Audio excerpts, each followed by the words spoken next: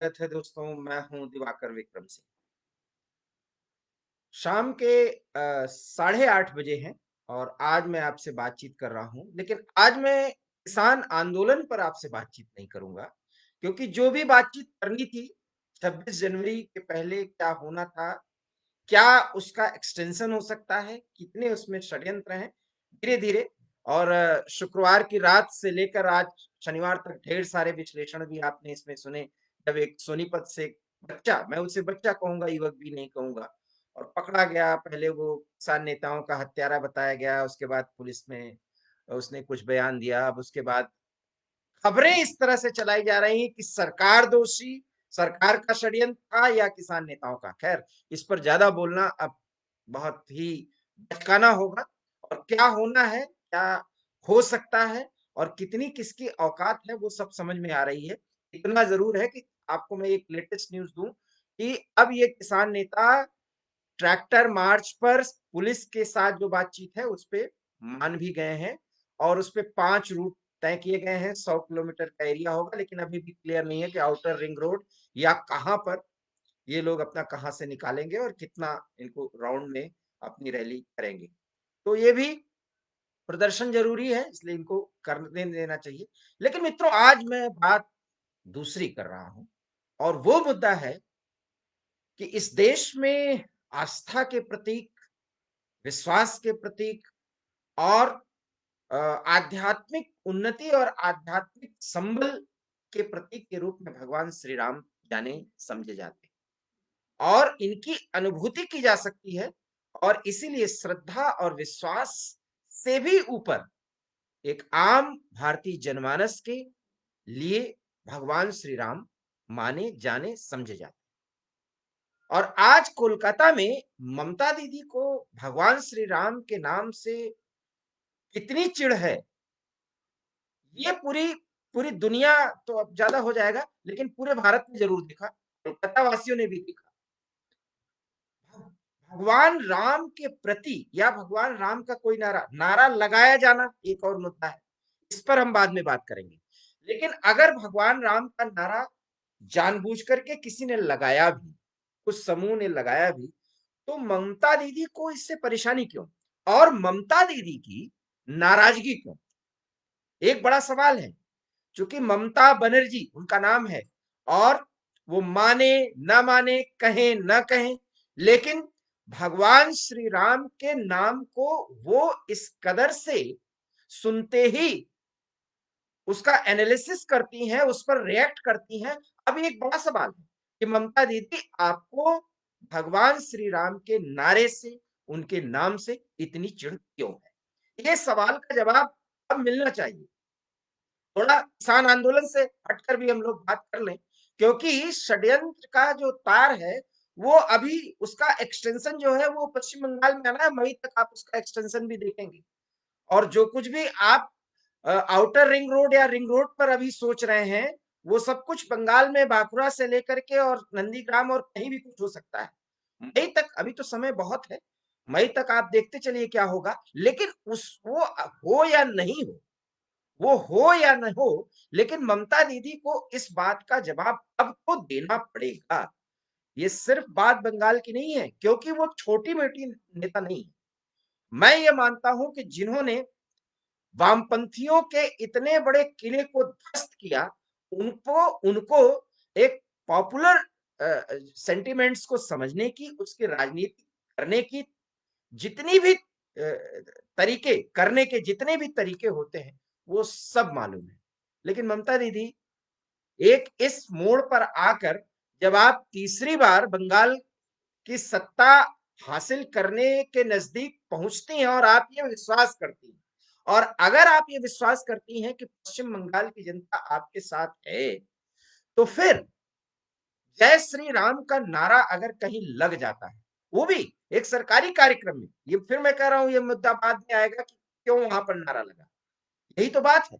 और आप राज्य के मुख्यमंत्री हैं, और वहां पर अगर प्रधानमंत्री की मौजूदगी में, संस्कृति मंत्रालय के एक केंद्रीय मंत्री के मौजूदगी में अगर इस तरह का एक नारा लग जाता है, तो ममता दीदी उस नारे को सुनते ही एकदम आग बबूला हो जाती है। और औपचारिकता के ही तौर पर सही, एक मुख्यमंत्री के तौर पर ही सही, जो भाषण उन्हें देना था, वो उन्होंने नहीं दिया। सिर्फ अपनी नाराजगी व्यक्त करके उन्होंने अपने भाषण को समाप्त कर दिया। ये और बात है, मैंने माना कि या आप भी मान सकते हैं कि प्रधानमंत्री मोदी से ममता दीदी को एक चिढ़ है और ये चिढ़ तो 6 साल से चल रही है, ये कोई आज की बात नहीं है। एक राजनीतिक प्रतिद्वंद्विता होती है, एक राजनीतिक विद्वेष होता है, एक राजनीतिक चिढ़ होती है और एक राजनीति में एक जो सैद्धांतिक लड़ाई होती है, उसमें जो है मतभेद होता है। अब उसमें पता नहीं ममता दीदी और प्रधानमंत्री मोदी के बीच में क्या एक ऐसी लड़ाई है, लेकिन उस लड़ाई में खींच ज़्यादा दिखती है। खींच का भाव नहीं होना चाहिए, प्रतिद्वंदिता होनी चाहिए। आप अपने कार्यक्रमों से, अपने विचारों से आपने दूसरी बार सत्ता हासिल की थी प्रधानमंत्री मोदी के रहते हुए, तो तीसरी बार भी आपको ये विश्वास होना चाहिए। लेकिन क्या पश्चिम बंगाल में श्री राम का नाम या उनका नारा लेना एक बहुत बड़ा अपराध है? या क्या आप यही मानती हैं कि श्री राम का नारा अगर पश्चिम बंगाल के बाउंड्री के भीतर इन दिनों लगाया जा रहा है, तो वो सिर्फ भाजपा की तरफ से लगाया जा रहा है? और अगर लगाया भी जा रहा है, तो आप उस पर इतना नाराज क्यों होती हैं? बड़ा सवाल ये है कि पश्चिम बंगाल में श्री राम का नाम लेना एक राजनीतिक गुनाह बना दिया गया और अगर ये बना दिया गया तो जिस राज्य की जनता माँ दुर्गा को, माँ काली को शक्ति स्वरूपा आराध्य को अपने आराध्य के रूप में मानती है और उनके लिए दुर्गा पूजा का आयोजन होता है, तो शक्ति स्वरूपा माँ पर इतना कृपा अ, दर्शाने वाली इतनी कृपा जिन पर हो, जिस राज्य पर हो, अगर वहां ब्रह्म के प्रतीक माने जाने श्री राम का नारा लग ही जाता है, चाहे उसके राजनीतिक मायने, तो ममता दीदी को नाराजगी क्यों होती है? एक बड़ा सवाल है। और अगर आप इसका जवाब नहीं दे सकते, जवाब नहीं ढूंढ सकते और सिर्फ राजनीतिक चश्मे से ही देखेंगे, तो बात नहीं बनेगी। ये कि भाजपा ने ऐसा कर दिया या प्रधानमंत्री की मौजूदगी में भाजपा के कार्यकर्ताओं ने ऐसा कर दिया, फिर मैं कह रहा हूं इस पर गलत हो जाएगा। क्या ममता बनर्जी हिंदू नहीं है? वो एक मुख्यमंत्री है। वो राज्य के 100% जनता में जहां 100 सीटों पर मुस्लिम जनता है, उसका भी प्रतिनिधित्व करती है। बावजूद अगर वो दुर्गा पूजा पंडाल में जाकर के दुर्गा पूजा करती हैं, क्या अगर जय माँ काली के वहां पर के नारे लगे, तो ममता दीदी इसी अंदाज से वो नाराजगी करेंगी? एक फर्ज करिए, आरएसएस का या भाजपा कार्यकर्ताओं का कोई सम्मेलन हो जाए या कोई मीटिंग हो जाए और वहां जय माँ काली का उद्घोष हो, तो ममता दीदी नाराज होंगी या खुश होंगी या वैसे ही प्रतिक्रिया करेंगी, देंगी, जैसे आज उन्होंने विक्टोरिया मेमोरियल के प्रांगण में प्रधानमंत्री की उपस्थिति में श्रद्धेय नेताजी जो पराक्रम दिवस के प्रतिमूर्त के रूप में स्थापित हैं, उनके 125वीं जयंती के अवसर पर आज एक कार्यक्रम पराक्रम दिवस के रूप में वहां मनाया जा रहा था। तो आप बताइए कि वहां पर ममता बनर्जी ने जब औपचारिक तौर पर उन्हें बुलाया जाता है संभाषण के लिए, वैसे ही बहुत बड़ी बातें चल रही हैं कि नीतीश कुमार हमारे साथ जुड़ रहे हैं, अति सर्वथा वर्देत। पता नहीं नीतीश जी आप क्या कहना चाहते हैं? कुछ और अपनी बात आगे कहें तो मैं उसको ज़्यादा स्पष्ट करना चाहूँगा। लेकिन मैं जो बात कह रहा था, तो मैं इस बात को कह रहा था कि वहाँ पर जय श्री राम का नारा अगर वो राजनीतिक माध्यम बन गया है, राजनीतिक हथियार बन गया है, तो ममता जी भी जय श्री राम अगर एक बार वहीं से बोल देती, तो क्या उनको ये भरोसा नहीं है कि ममता दीदी का व्यक्तित्व जो है वो भाजपा में हो जाएगा? यही एक डर है जिसका उपयोग वो तत्व कर ले रहे हैं जिसके आधार पर ये कहा जाता है कि जय श्री राम का नारा वो राजनीति बस लगाया जा रहा है। मैं आपसे यही तो कह रहा हूं कि अगर वहां जय मां काली का कोई नारा लग उद्घोष हो जाता और एक हिंदू उद्घोष कर सकता है, होना यही चाहिए। क्या पता अब यही हो, तो क्या ममता जी की नाराजगी वही होगी जो इससे आज हुई? आप एक मुख्यमंत्री के तौर पर नेताजी की जयंती पर और वो भी जो पराक्रम दिवस के रूप में मनाया जा रहा था प्रधानमंत्री की उपस्थिति में, आपने इस तरह की प्रतिक्रिया देकर के न सिर्फ कुछ प्रोटोकॉल का एक अ, आप कह सकते हैं परोक्ष रूप से उल्लंघन करती हैं, बल्कि आप ये दिखाती हैं कि प्रकारांतर से देश में 6 साल से जो विरोध की एक राजनीति होती है, जिसमें चिढ़ का भाव है, मैं बार-बार कह रहा हूँ। ममता दीदी का जो नेतृत्व है या उनकी जो राजनीतिक शैली है या उनका जो तौर-तरीका है जनमानस से जुड़ने से, मैं नहीं मानता कि प्रधानमंत्री मोदी से कहीं कम है। लेकिन प्रधानमंत्री मोदी की अपनी एक राजनीतिक शैली है जिसके आधार पर आज वो प्रधानमंत्री है, दूसरी बार प्रधानमंत्री बने। आप उस राज्य की तीसरी बार मुख्यमंत्री बनने की तैयारी कर रही हैं या उस ओर अग्रसर हैं, जो बंगाली भला मानुस जो है, बंगाली मानुस का जो एक कांसेप्ट है, उसको आप आगे बढ़ाती हैं और वहां पर आप किसी भी संवैधानिक मान्यताओं प्रोटोकॉल का उल्लंघन करके सीधे अपने चिढ़ को दर्शाती हैं। ये कैसी राजनीति है? चिढ़ और विद्वेष को व्यक्त करने का एक तरीका तो राहुल गांधी जी करते हैं बार-बार, क्योंकि इस देश के प्रधानमंत्री को साफ-साफ क्योर कहना और फिर माफी मांग लेना, संसद के हॉल में जब बाकायदा डिबेट होता है लोकसभा में जाकर के प्रधानमंत्री के गले से लिपट जाना। खैर ये सब बातें हँसी के पात्र और उस पर वीडियो बनाए जा सकते हैं, उसको क्यों बोलना? ये सब राहुल जी को तो अच्छा लगता है, लेकिन ममता दीदी आपके लिए नहीं उचित है। आप संघर्ष के लिए जानी जाती रही। मैं व्यक्तिगत रूप से एक जर्नलिस्ट के तौर पर ममता दीदी की कार्यशैली कुछ भी हो, इधर बीच उनके चिढ़ का अंदाज चाहे जो हो, लेकिन मैं ये मानता हूँ कि वो ज़मीन से जुड़ी राजनेता हैं और रहेंगी, क्योंकि मैं बंगाल में मैंने आपको पहले भी बताया था कि मैं बंगाल कोलकाता से लेकर के नदिया तक में की यात्रा में मैंने 5-6 साल पहले ममता दीदी की लोकप्रियता का बहुत नज़दीकी मैंने उसको देखा है, परखा है और गाँव के लोगों से बातचीत की है। मुझे पता है कि वो वास्तव में ज़मीन से जुड़ी हुई नेता हैं। लेकिन जब आप ज़मीन से जुड़े हुए हैं, तो वहाँ पर आपको विश्वास होना चाहिए। इसका मतलब ही है कि देखिए क्या हो रहा है, टीएमसी की स्थिति क्या हो रही है कि इधर बीच आपके कई ऐसे नेता जो युवा भी हैं और टीएमसी के अच्छे कार्यकर्ता भी रहे हैं, टीएमसी के एक अच्छे नेता हैं जो आपके साथ आगे बढ़ते रहे, वो आपको छोड़कर आ रहे हैं। ठीक है, इसमें राजनीति हो सकती है, भाजपा वहां अपनी जमीन को बहुत मजबूत करती जा रही है, ऐसा भाजपा को विश्वास है, मैं नहीं कह रहा हूं। उस विश्वास का जो परिणाम है वो मई में पता चल जाएगा। 1 जून या जून महीने तक सब कुछ क्लियर हो जाएगा, किसकी कितनी औकात थी, किसकी किसका कितना बूता था। सॉरी टू से मैं इन शब्दों का इस्तेमाल कर रहा हूँ, औकात और बूता। ये इस भाषा में, सामान्य भाषा में अब करना ही पड़ेगा। जब ममता दीदी को उस राज्य की जनता इतना प्यार करती है और इतना उनका भरोसा है और आज भी जितने भी अ, अभी तक सर्वे हो रहे हैं, उसमें टीएमसी अभी इतनी खराब स्थिति में नहीं है, लेकिन बैक टू बैक एक जो फायरिंग मोड में भाजपा के कार्यकर्ता और उनके कैडर मजबूत हो रहे हैं, ममता दीदी की मुश्किलें बढ़ रही हैं। मैं यही बात आपसे कह रहा हूं कि भगवान श्री राम होता ये कि अगर आज ममता जी कहती कि जय श्री राम, राम हमारे आराध्य हैं, माँ दुर्गा के आराध्या अगर ये बंगाल की जनता है, तो भगवान श्री राम भी हमारे आराध्य हैं। कम से कम उन्हें राजनीति के लिए इस्तेमाल न करें, अंदाज ये होना चाहिए था। लेकिन ममता जी का अंदाज जरा आप वीडियो में सुनिए और उनके बॉडी लैंग्वेज को देखिए। बहुत बार-बार अगर आप देखिए तो उसमें चिढ़ का भाव आता है और चिढ़ का भाव उस व्यक्ति से जो देश का प्रधानमंत्री है। तो इस देश की जनता ने एक प्रधानमंत्री बनाया है ना। मैं बार-बार यही कह रहा हूँ, किसान आंदोलन के संदर्भ में मैं यही कह रहा हूँ।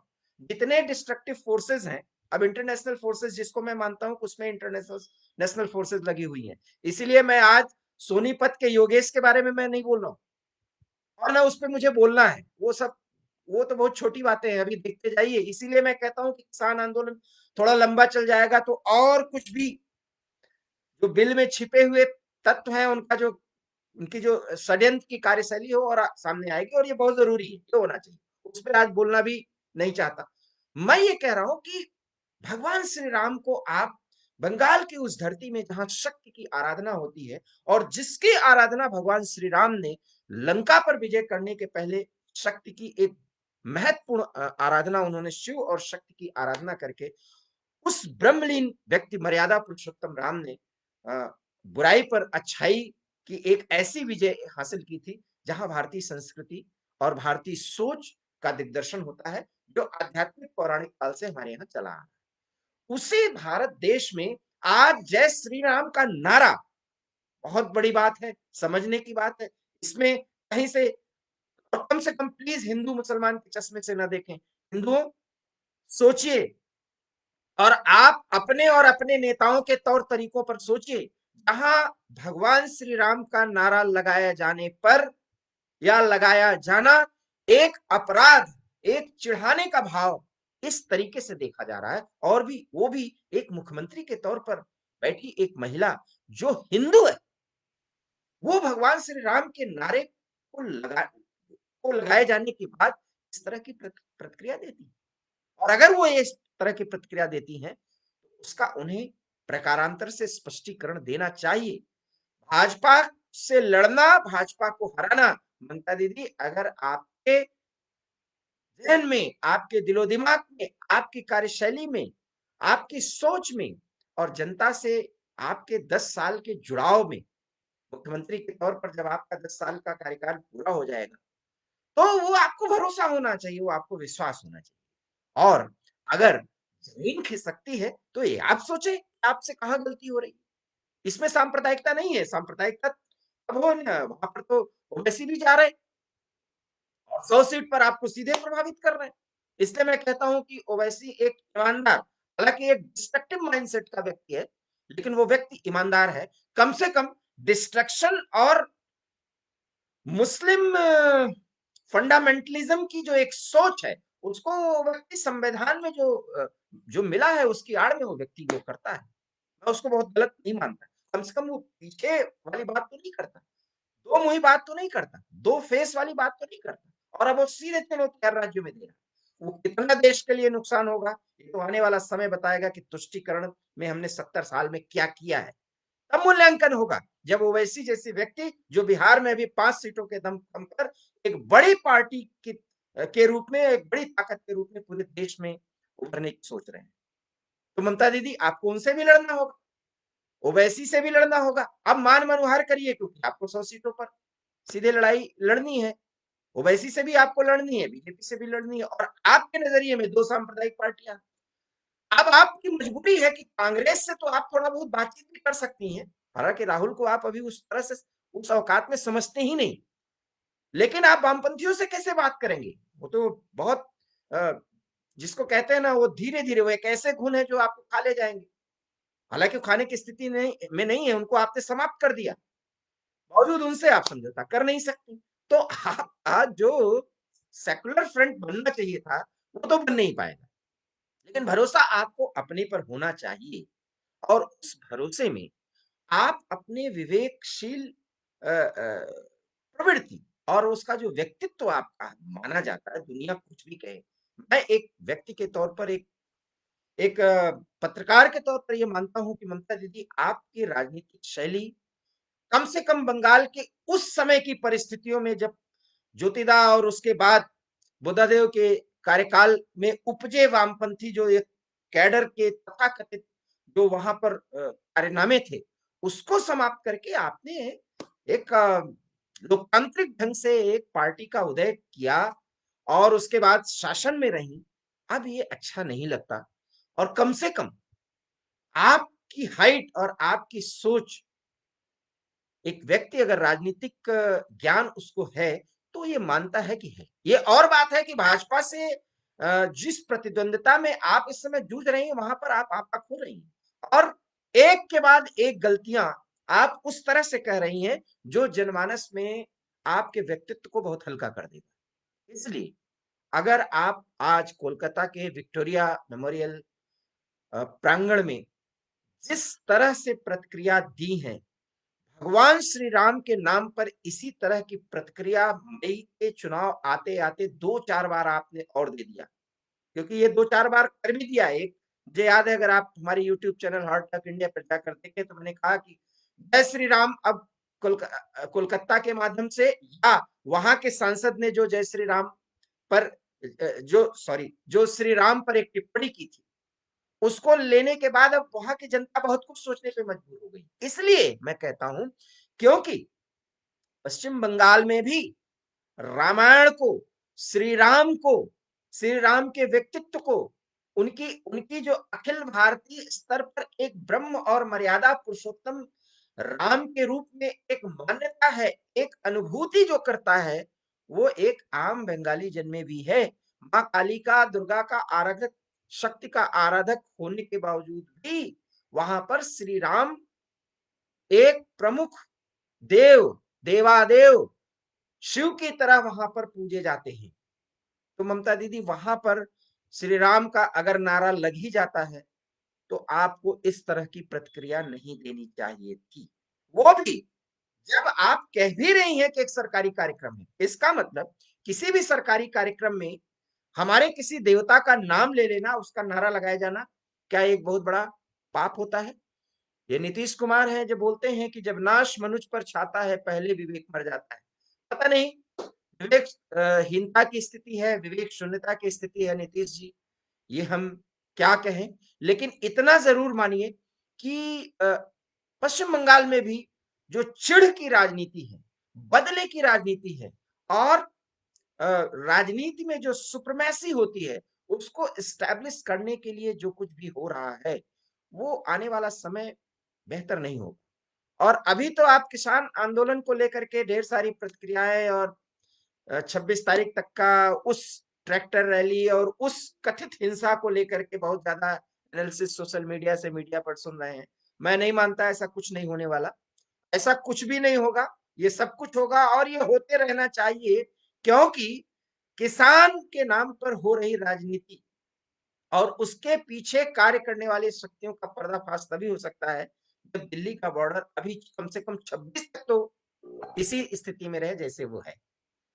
मैं उस पर इसलिए आज ज्यादा चर्चा नहीं कर रहा हूं, लेकिन आज दुख के साथ मुझे कहना पड़ रहा है कि बंगाल के मुख्यमंत्री के तौर पर, एक महिला होने के नाते, एक हिंदू होने के नाते, अगर जय श्री राम नारे से ममता दीदी को चिढ़ है और सिर्फ वो उसको पॉलिटिसाइज ही करना मानती है, तो मैं मानता हूं कि ममता दीदी अब वास्तव में एक ऐसी लड़ाई लड़ रही हैं जिसे वो, उनके अनुसार, मैं अभी नहीं मानता, उनके अनुसार वो हार चुकी है। और अगर वो इस मन स्थिति में है तो इसका फायदा तो कम से कम संघ परिवार के लोग उठाना बहुत अच्छी तरह से जानते हैं। इसलिए ममता दीदी का ये जो रिएक्शन और ये एक्शन हो रहा है श्री राम के नाम पर, वो वास्तव में राइटर्स बिल्डिंग में तीसरी बार अपने आप को पुनः स्थापित करने के लिए एक बड़ी मुश्किलें पैदा कर सकती है। आज के इस लाइव में इतना ही। अगर आपको हमारा ये विचार ममता दीदी और जय श्री राम के संदर्भ में समझ में आया हो, अच्छा लगा हो, तो प्लीज हमें फेसबुक पर फॉलो करिए और हमारे YouTube channel heart talk India पर जाकर प्लीज प्लीज उसे सब्सक्राइब करिए। एक बार मैं फिर कर रहा हूं, हमारे यूट्यूब चैनल का नाम है heart talk India, HARDTALK talk India INDA। Please heart talk India पर जाकर उसे सब्सक्राइब करना बिल्कुल ना भूलें। आपका एक सब्सक्रिप्शन, आपका लाइक करने का एक भाव हमारे इस तरह के विचार को व्यक्त करने का एक आधार देगा।